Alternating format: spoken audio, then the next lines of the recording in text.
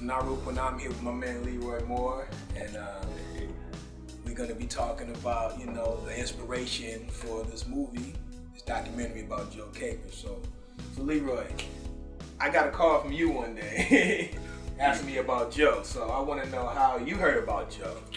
Yeah, I heard about Joe. I think it was about 3 years ago.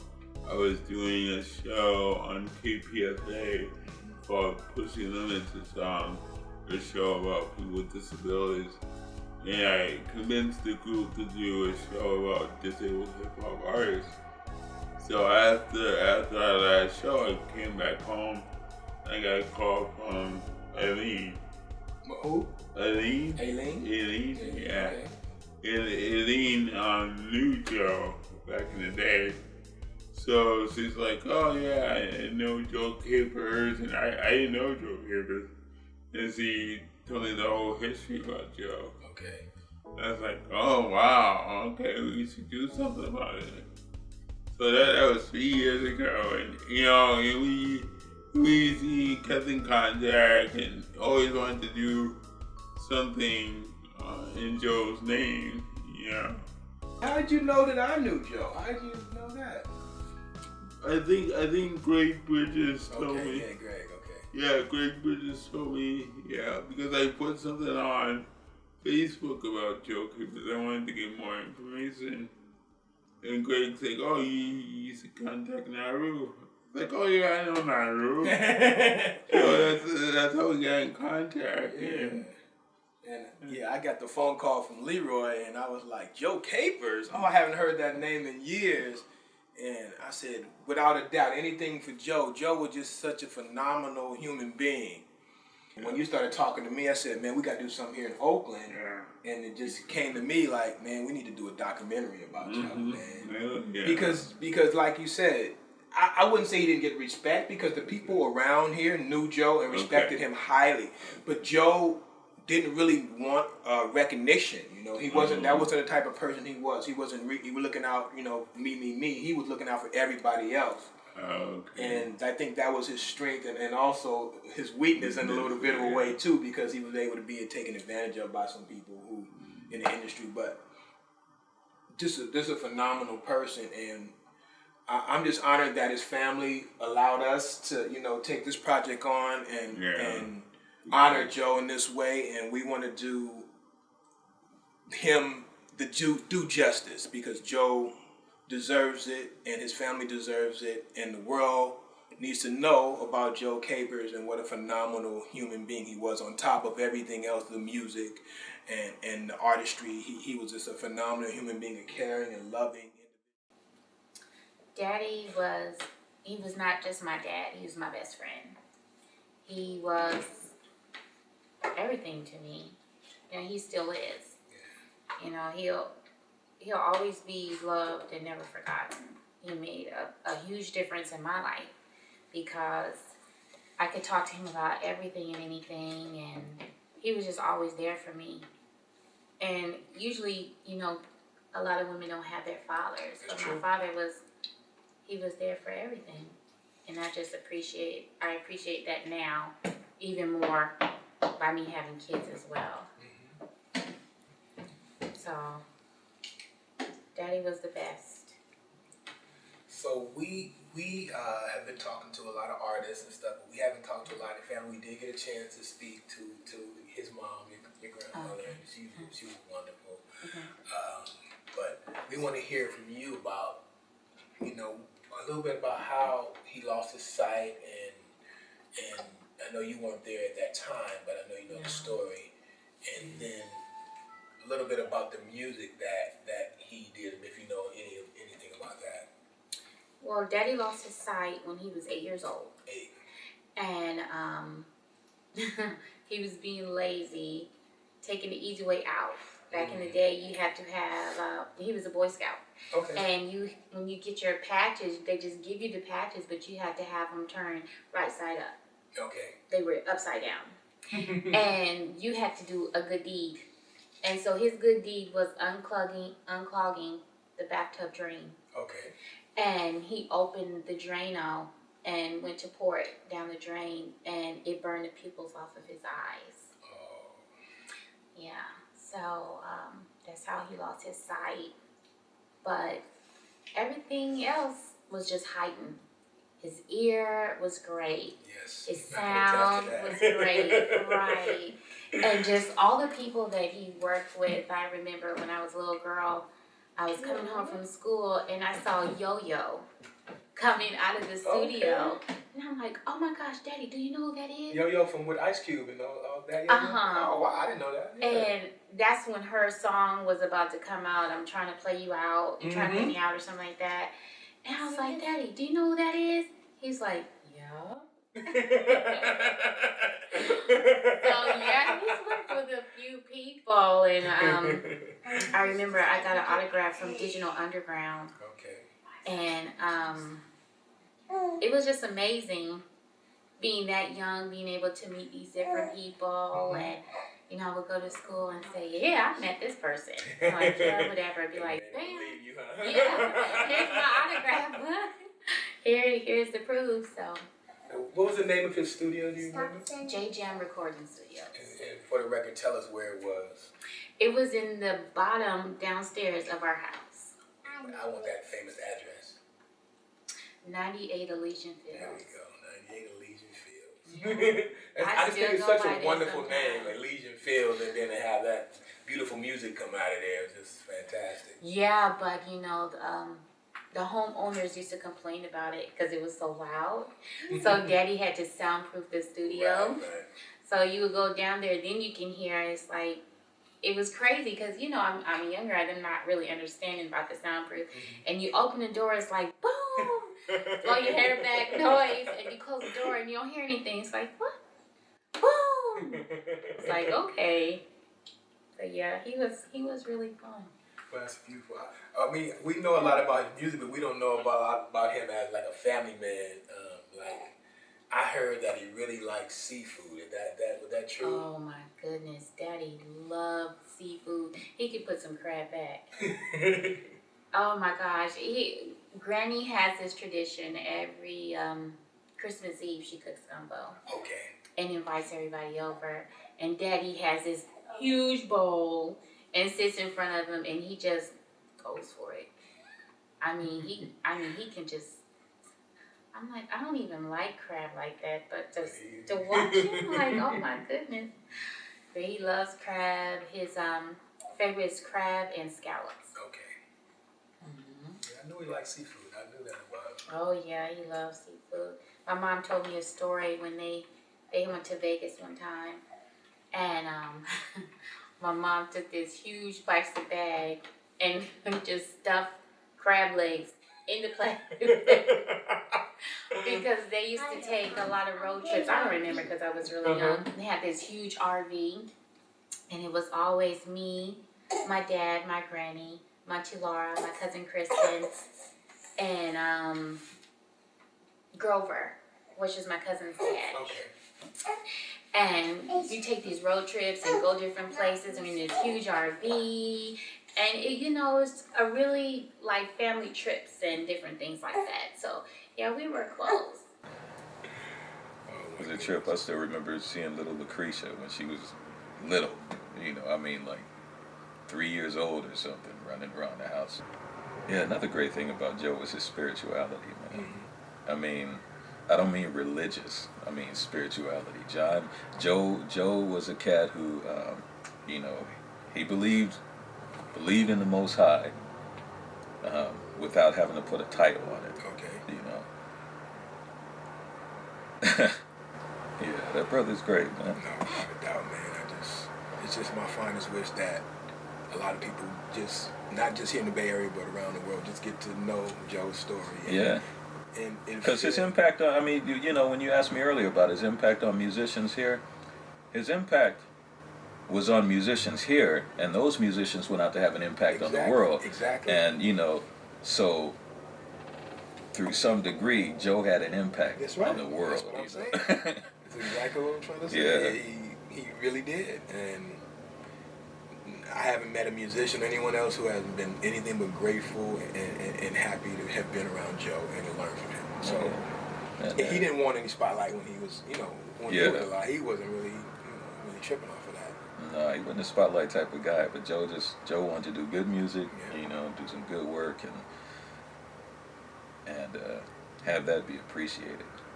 If I was in there recording, man, you reading the papers, man? I said, no, man, I read no papers. Like, man, I can hear the papers rattling, man. Oh, man. I'm blind, I ain't deaf.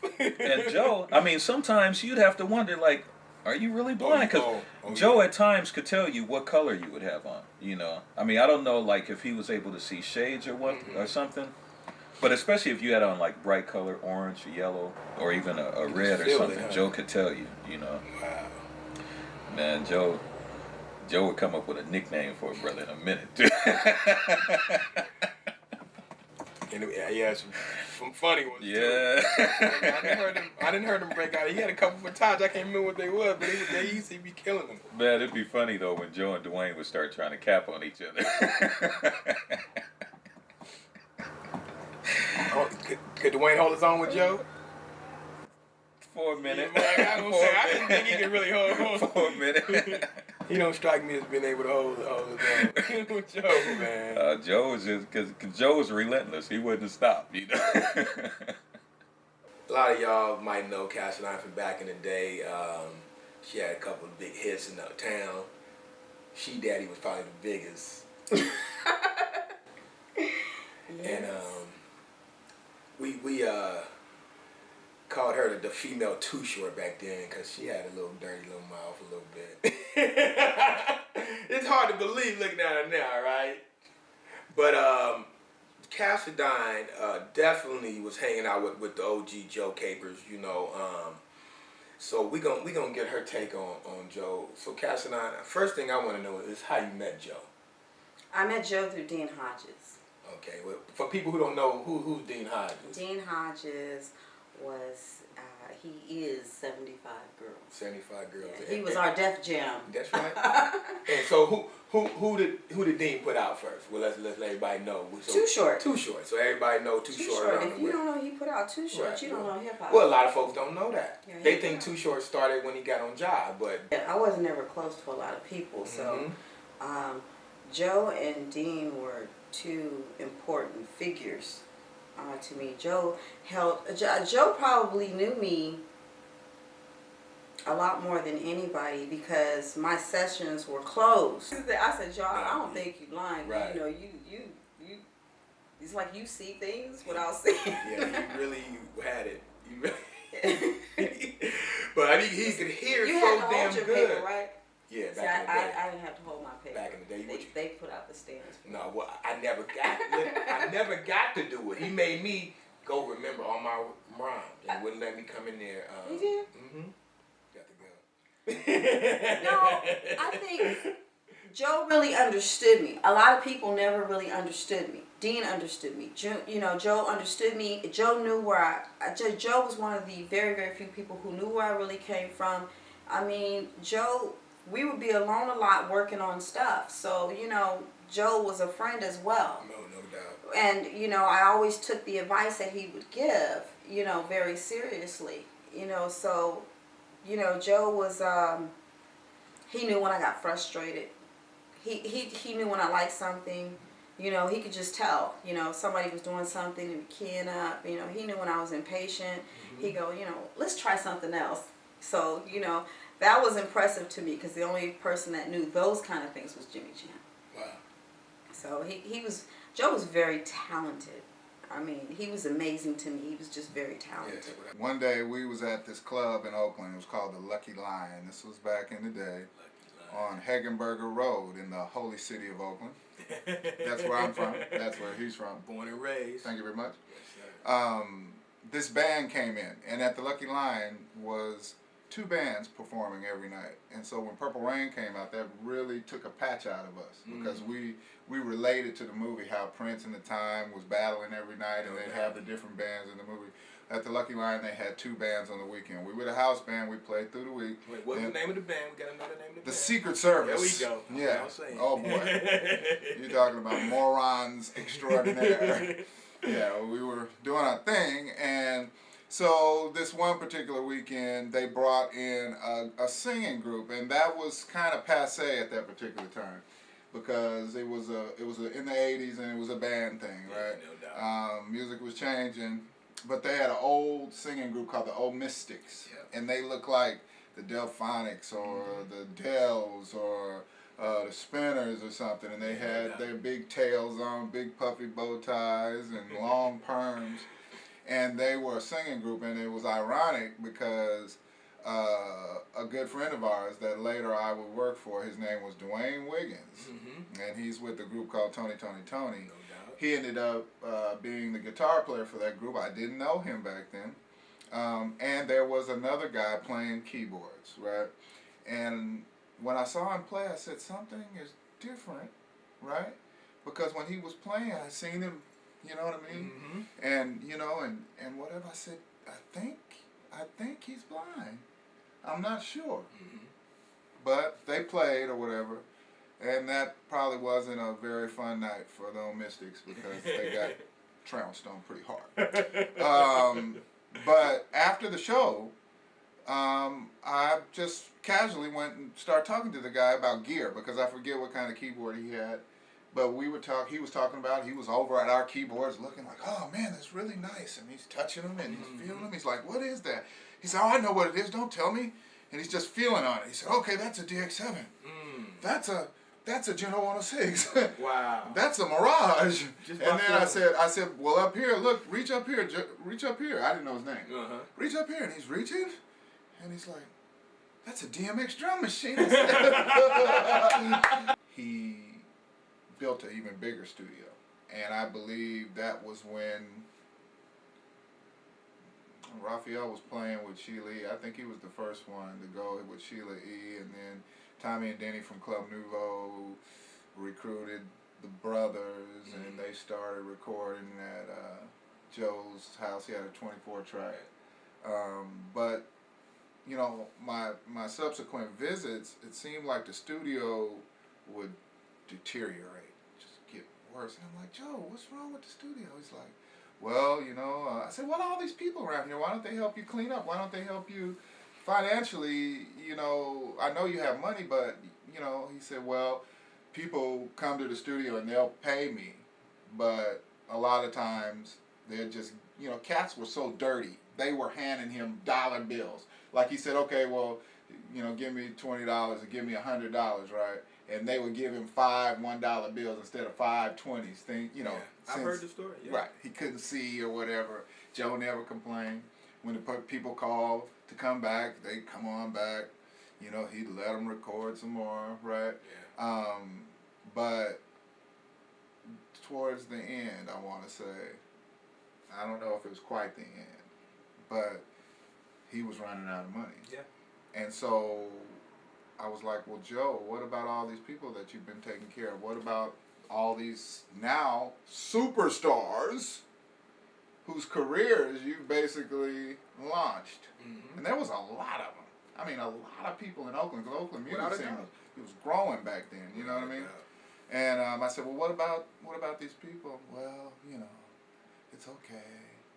I'm not tripping, you know. And the last time I went to the studio, nothing worked, you know. The channels of the board were out, the, you know, wires hanging everywhere, speakers blown, you know, garbage piled up all over the place, house dirty, you know. Joe, and that smile was gone. Wow. Yep, and Joe was hanging his head. I said, Joe, tell you what, man, what are we going to do?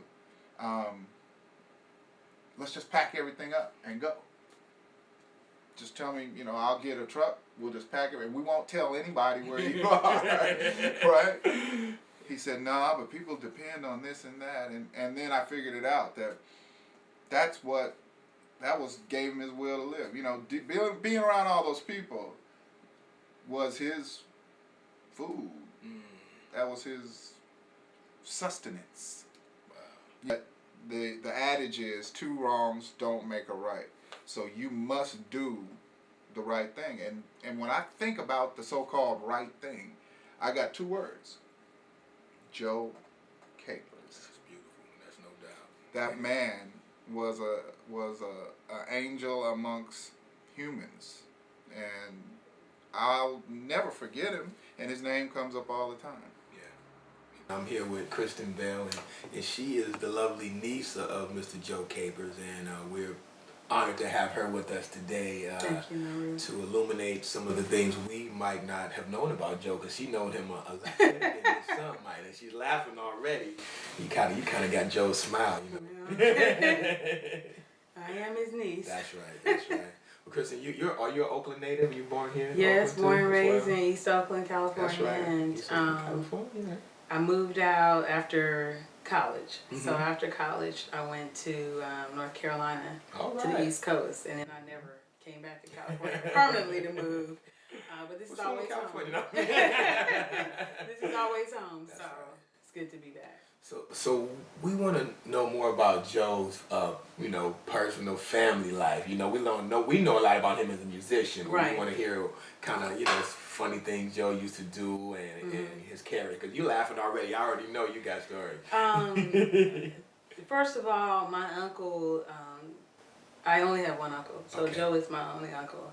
And we grew up in a family where I only knew Joe being blind. Mhm. So, unlike my mother, his sister, Right.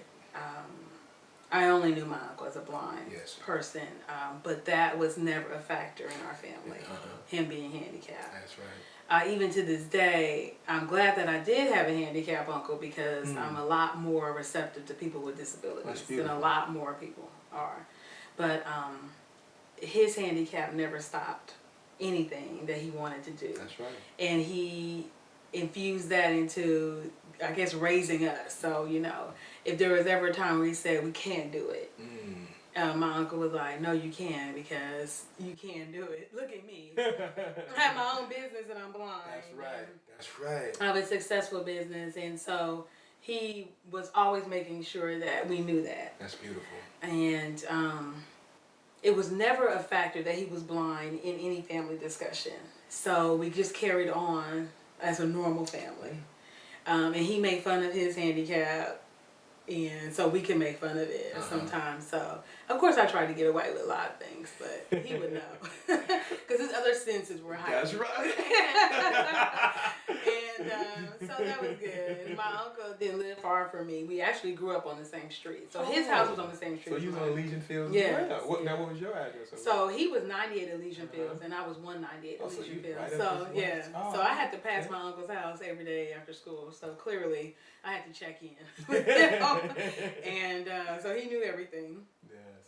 And so he was a very funny person, great sense of humor, and a lot of people in Oakland knew him.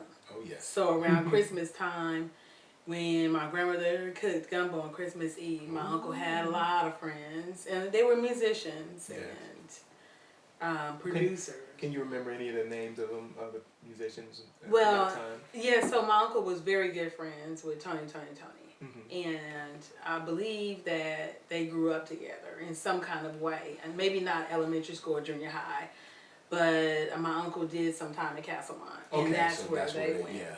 And then he transferred to Berkeley High, but they knew each other at that point, and they were all Oakland guys. Yeah. So they were always there, and several of his producer friends were there. I just don't remember all of the names, Naru, but That's all right. I do remember Dawn from In Vogue, because I remember my uncle working with Dawn before she was part of In Vogue. Because I guess Dawn probably was going to sing before she joined In Vogue. Thing, right? Yeah, so I remember Dawn coming to the house, and I remember seeing Dawn at 98 Elysian Fields. That's right. All the time. And so...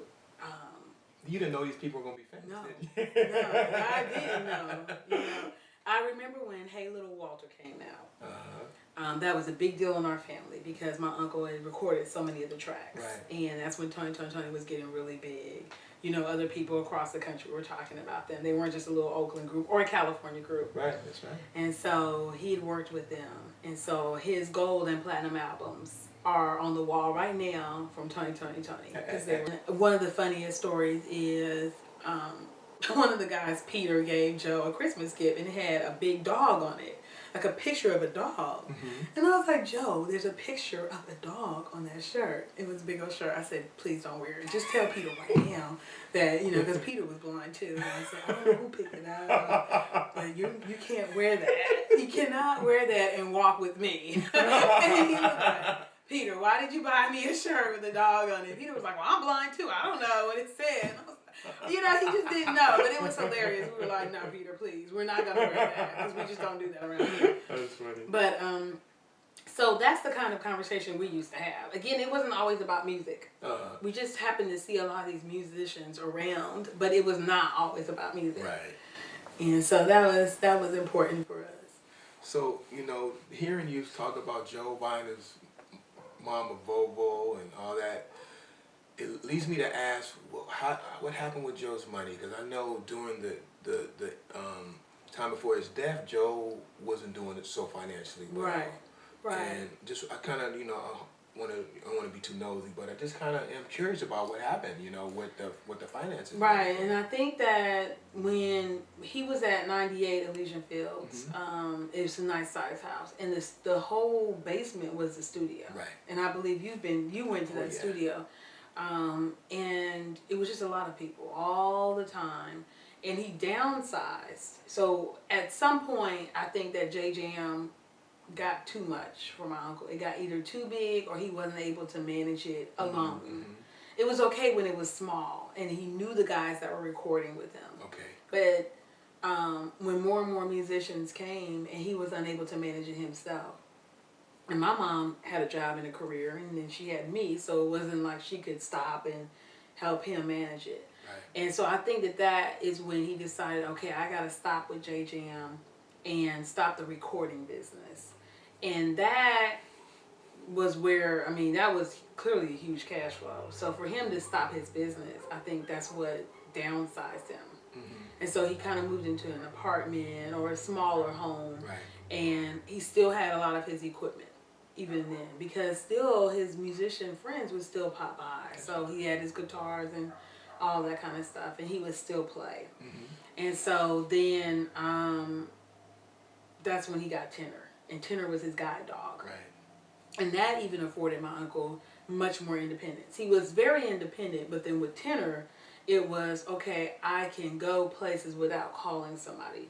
Before, he could stay at 98 Elysian Fields and keep his whole musical self being right there. He didn't have to necessarily leave. But now with the guide dog, he could actually go places. And that was a big deal. And so I think he wanted a change in his life. Okay, wait a minute, I could go to college. And I could do some other things. Yeah. And that's what Tenor afforded him. Beautiful. So it was just more of a downsizing. But I could tell you that I know that people took advantage of my uncle. Yeah. And not everybody is fair to those that are disabled and those that are blind. So my uncle always had cash. And that was a big deal for me, because I can remember when, if I didn't see him with cash, I just thought he was broke. Because I was so used to seeing him with cash, because all these musicians paid me cash. Right. They weren't using a debit card. Right. No personal check. Yeah. And so, again, people can take advantage of you. So, okay, you got to elaborate on that. I know you've been nice. Just elaborate a little bit on what you mean by it. I just think that people were not paying my uncle for the use of his recording studio. Right. At first, I wasn't even aware of the fact that he had a challenge, because he moved so well Yes, sir. in his studio. And then I mean this too. I had already been recording and everything. Okay. And it dawned on me one time when I saw him, how he, Joe, you can't sing. Oh, you didn't even know? No, I didn't know initially that Joe was blind. That's right. I thought maybe that, some people are losing their sight or they not have, but it dawned on me later, after maybe the second time I was at the house, that he was actually, blind. And it was amazing because, first of all, his character, he was regular, what I would consider a regular Oakland cat. I mean, in other words, he always talking crazy to you, making you laugh, always got a joke, always had a heart of gold. So he didn't even have the heart to ask people to pay him. That's right. Most of the time you go in and do a session with Joe, you slide him, $20, you just ran up about $300 or $400 worth of time. Joe be like, that's right. And he'll keep everybody going. So I know at that time, Tony believe they was calling themselves back then at that time either hot water or hot chocolate. I can't remember which one it was, but it was hot. It was one of the two, and I used to see them in the studio with Joe. Everybody in the town at Radiance at the time, later came through. Everybody came through Joe's his studio, and he had a heart of gold, very warm, and he worked with us. And he worked with us. What I remember the most was the love that was, in the studio. Joe opened up his house / studio to any and everybody that was, coming and had a dream to want to be an artist. And I was one of the individuals that benefited from his generosity. Well, in this singing business, you meet a lot of people. Yes, sir. You meet a lot of people who have it, a lot of people who don't. A lot of wannabes, a lot of people who are just gems. Yes. And I found Joe to be a gem. First of all, because he was blind. And I always take notice to people who have something that, that God had given them, okay, to do. And he was like on a mission. Yes. And he just had a good heart. He had a studio. He did things that you wouldn't expect a blind person to do. And that just showed something about his heart. He had a dedicated heart. He loved what he did. Yes, sir. And I enjoy working with people who love what they do, because you don't have to force them to do it. Not at all. They do it because they enjoy doing it. And Joe was a good guy. I remember when Jim and I went down to the studio, I kept asking Jim, I said, Jimmy, how is he going to record us? And I said, is somebody else going to be there with him? He can't really see. What are we doing? Are we just doing this just because, just because we're trying to be Christians?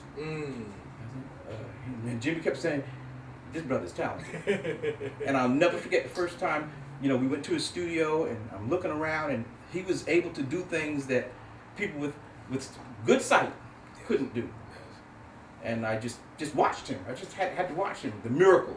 I just had to watch him. And he's just a good-hearted person. And he always remembered who you were by the sound of your voice. He knew who you were.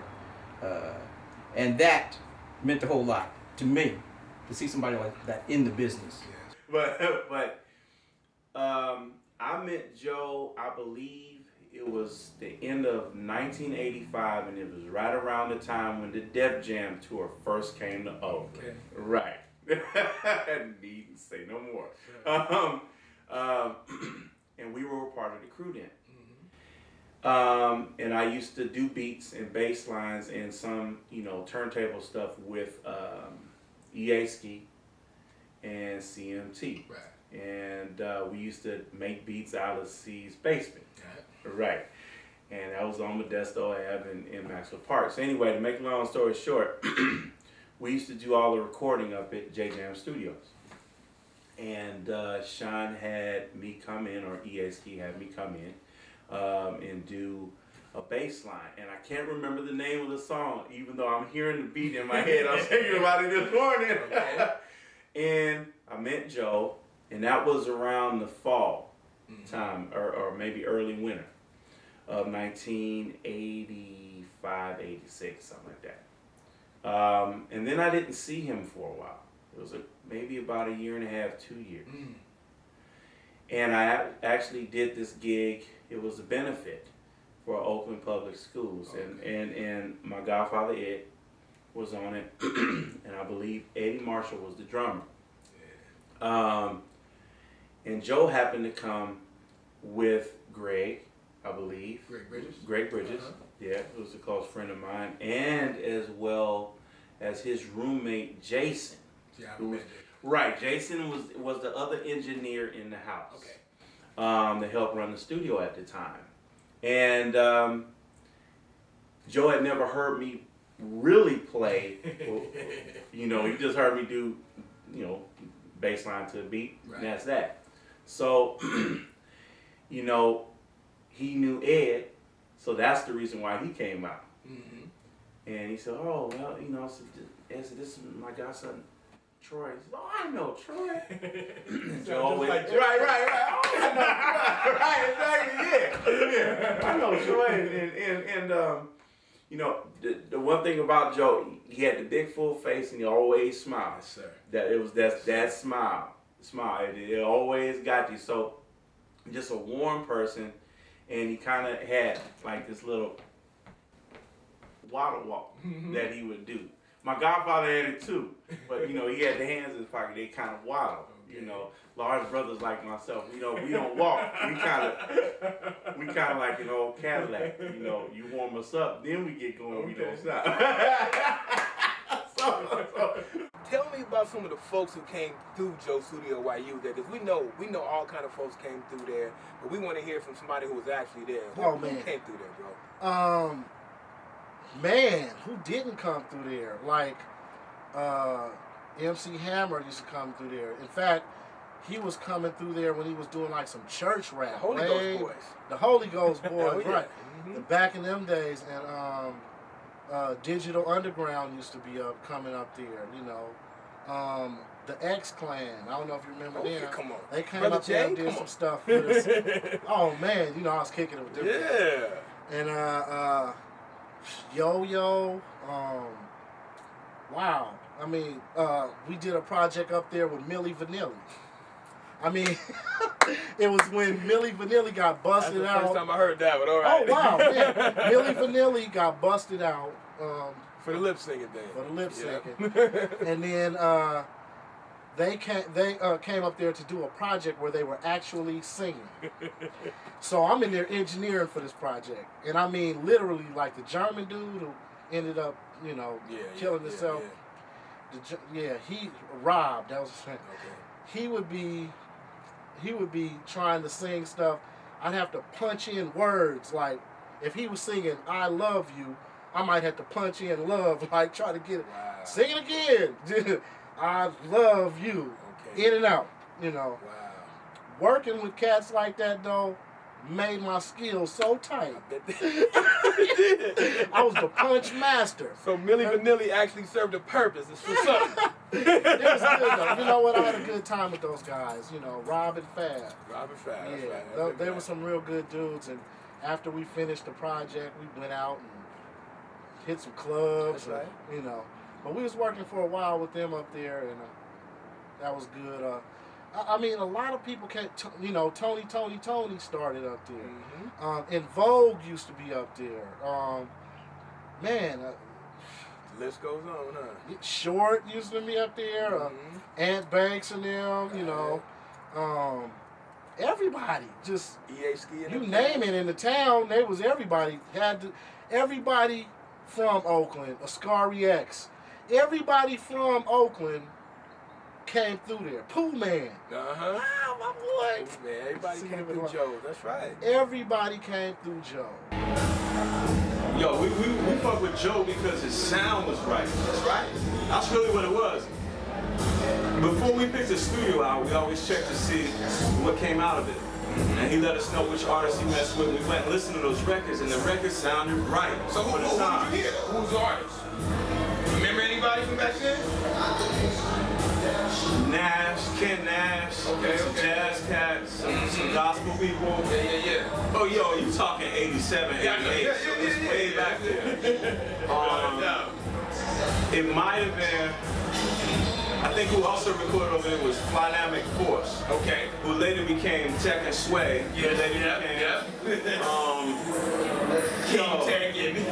I think the Pointer Sisters did a few things over there.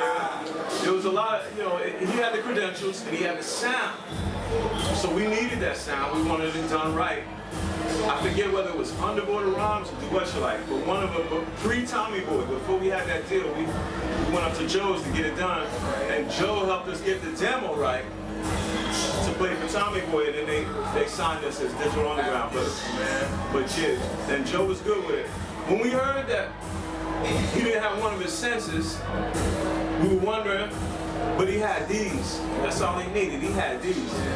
And he knew where every knob meant, and he held it down. Thank you, Joe Capers. Yeah. Respect to you, man. God bless. It is my esteemed honor to be here with my man CMT. This is the man who first told me about Joe Capers. Him and EA Ski was going up to Joe Capers before anybody I knew. And I hadn't even been to Joe's. So, CMT, you gotta tell me how you met Joe, your relationship with Joe, and what Joe meant to the Oakland scene, bro. Ski knew somebody who knew about Joe, and he brought me to the attention. Went up there. Actually, I never knew anything about the studio. Okay. First studio you ever First studio I ever went to. That had 24 tracks. Okay. I was doing my thing. It was like, I had 4 tracks, you know, a little small cassette. No doubt. But people was like, you need to step your sound up. And Joe Papers probably help you out with that. You know, so we went up there and I was like amazed that this guy, first of all, could get around the way he could. Okay. You know? I mean, Wait, did you realize he was blind at first? Man, I knew he was blind looking at him. Okay. But you wouldn't tell he was blind the way he would move, the way he would just address you like he had eyes. It's ridiculous. Yeah. But I mean, you know, he taught me everything, man. Like how to EQ kicks, how to EQ, you know, bass lines, pick bass lines, and man, like the whole 24-track experience was just like, when I think of 24-track experience, man, I see Joe Capers. I know you do. Man, Tell him about that smile Joe had, man. That cool ass. Come on, man. I'm here with the fabulous, fantastic Mr. Turntable T. Wow. Maybe better known to y'all as Taj Tillman. Maybe some of y'all know him, maybe some of y'all don't. But this is one of the cast that was at Joe's studio and learned under Joe. So wanted to introduce you to him and just get a little bit of his take on Joe. So why don't you tell us about your relationship with Mr. Joe Capers? Well, when I met Joe, it was in the process of me going to engineering school, and I needed to finish, and I wasn't learning what I needed to learn. So Joe actually, he helped me finish and take it to the next level. And that, you know, it's a trip to tell people, you know, because some of these younger engineers, they deal with only Pro Tools, or they came in on the ADAT era and stuff like that. It's like, dude, man, you don't understand how you're supposed to actually record sound. They just, you know, start recording. And, you know, it's like, man, how you know this? You know, you take down your notes. That's the one thing Joe instilled. He's like, man, just take down. If you got your notes with you, you can always refer to that. But to really, like, you know, show them that they need to work a little harder, I'm like, well, the dude that taught me was a blind guy. Okay. And they look at me like, what? Like, how can he do that? I say, man, hearing, it's all about what you, that's one thing, the main thing I got from Joe is it's about listening. It really is listening. I mean, he would have somebody assist him, like tell him, you know, is it at this level? Because it sounds like, you know, he could hear the decibels or the volume. So Joe took me under his wing, and you know, we did an internship for, you know, a number of weeks, and he showed me how to, you know, the right way to record on tape. Beautiful. And you know, and from that I got to, you know, start to meet different people and stuff like that coming in and out the studio that were doing stuff in the Bay Area at that time, as well as a few, you know, nationally known artists too. And those sound folks, yeah, Joe was a cat that would bring you in. Like you say, if you ain't got no money, Joe let you. Okay, come on, do your session, man. You know what I'm saying? Do your session, man, and come back and pay me later. You know how many cats would do that? Would let you do your session and then come back and pay him later, and let you sleep at his house. Like Jerry said, we're not leaving until 4:30, 5 in the morning.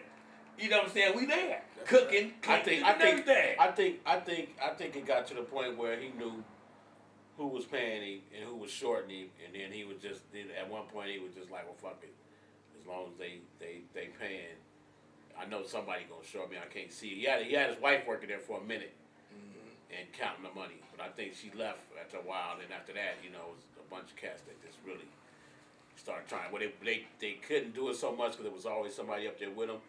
But when he was by himself, they would try to do that. But then, you know, he was the kind of cat. He was a little bigger than that. He would overlook all that and not even pay attention to that and just try to keep going. His more thing. I think he had a joy for having company and just producing music.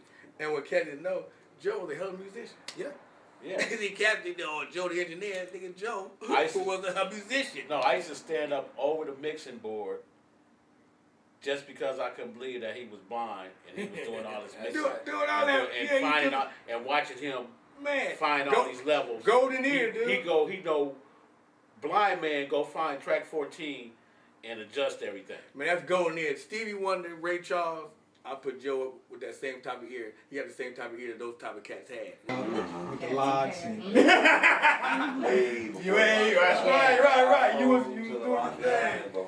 But we would just love to hear from you are an internationally acclaimed artist, you know. Oakland Sound, we love you. We appreciate what you do, and you always rep the town hard. So we want to hear from somebody who has been all over what Joe meant to you as an artist coming up in the time before you was even anybody know who you was. You know what I'm saying? Yeah. So tell us about Joe. Right. So, well, Joe was like a mentor to me because when I was coming out of Castlemont, he was one of the first people I got together with that was a keyboard player and a producer and a singer, and he was blind.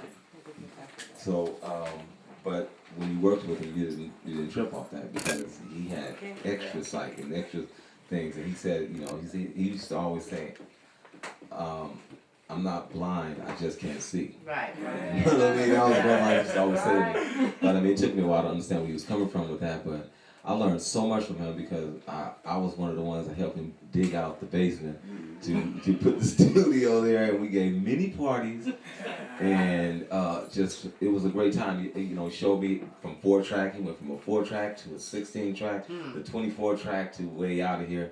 Always talked about a lot of things that were going to happen in production that I'm seeing today. When he would talk about, one day it's gonna be a little chip this small and everything on the song's gonna be like, I'm like, shut the hell up, man. Look around and there it is. So I mean, like I said, he could definitely see. You know what I mean? And he wasn't blind. So, but besides that, everybody, I mean, most of the groups, and you can't talk about the Tonys without talking about coming through Joe's place, J Jam. You can't talk about MC Hammer.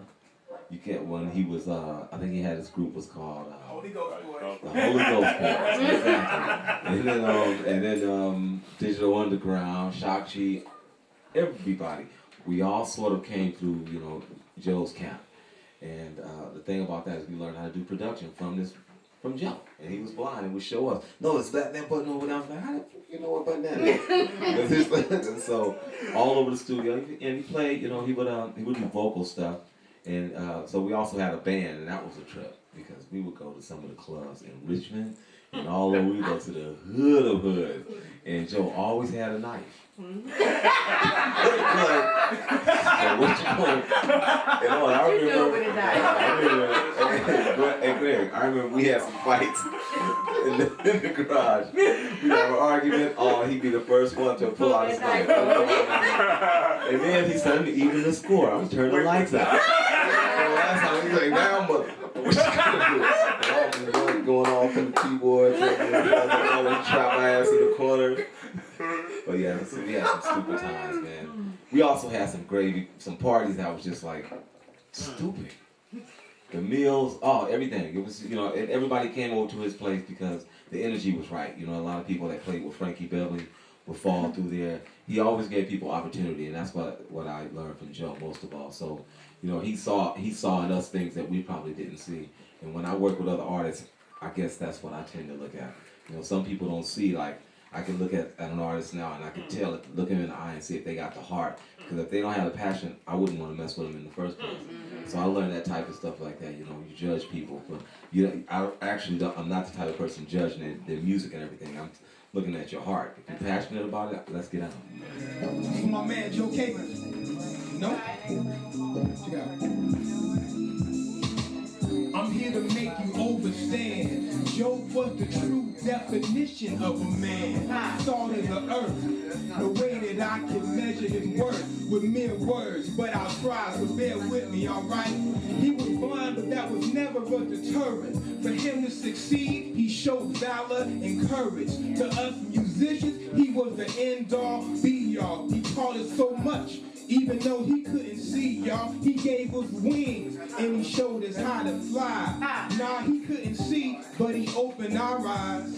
He showed us how to love with just a kind word or a hug or that Kool-Aid smile. I can see it right now. And although he's no longer on this physical plane, the essence of his spirit remains. And although he's no longer on this physical plane, the the essence of a spirit remains. This is the song for Joe.